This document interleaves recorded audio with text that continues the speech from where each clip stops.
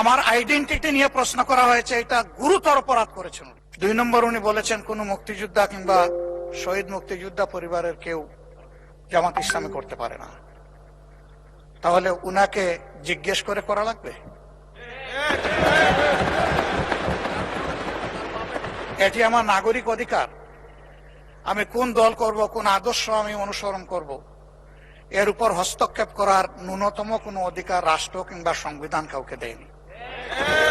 আমি এটার তীব্র নিন্দা জানাই। আমার আইডেন্টিটি নিয়ে প্রশ্ন করা হয়েছে, এটা গুরুতর অপরাধ করেছেন উনি। আবার আমার আদর্শ সিলেকশনের ব্যাপারে উনি কথা বলেছেন, এটা বাড়তি অপরাধ করেছেন। আমি অনুরোধ করব মাননীয় স্পিকার, তার এই অসংসদীয় অংশটা এখান থেকে যেন এক্সপাঞ্জ করা হয়। শেষে গিয়ে উনি, আমরা খোলা মনে এই সংসদকে ফাংশনিং করার জন্য বর্তমান জ্বালানি অব্যবস্থাপনার সংকট যেটাই বলি, সেইটার ক্ষেত্রে আমরা এগিয়ে এসেছিলাম। খোলা মনে কথা বলেছি, নোটিশ নিয়ে আলোচনা হয়েছে এবং পরের দিন এসে মাননীয় প্রধানমন্ত্রী একটা প্রস্তাব দিয়েছেন, আমরা সাথে সাথে এটা গ্রহণ করেছি। তিনি এইটাকে শেষ পর্যন্ত কনক্লুশন টানলেন কি দিয়ে?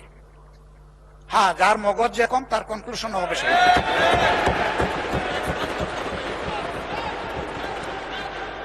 তার মতো একজন প্রবীণ ব্যক্তির কাছ থেকে, রাজনীতিবিদদের কাছ থেকে আমি এই ধরনের আচরণ আশা করিনি। আমরা এখানে প্রথম দিনই বলেছি ভালো কিছু শিখতে এসেছি। কাউকে হিট করা, গালি দেওয়া, এর মাধ্যমে বড় কিছু অর্জন করা যাবে না। কিছু গোলাবাজি হতে পারে বড় জোর, কিন্তু তার চাইতে বেশি কিছু হবে না। আর সাধারণত যুক্তি যখন ফুরিয়ে যায়, মাথা তখন গরম হয়ে যায়। একটা প্রবাদ আছে, রেগে গেলেন তো হেরেই গেলেন।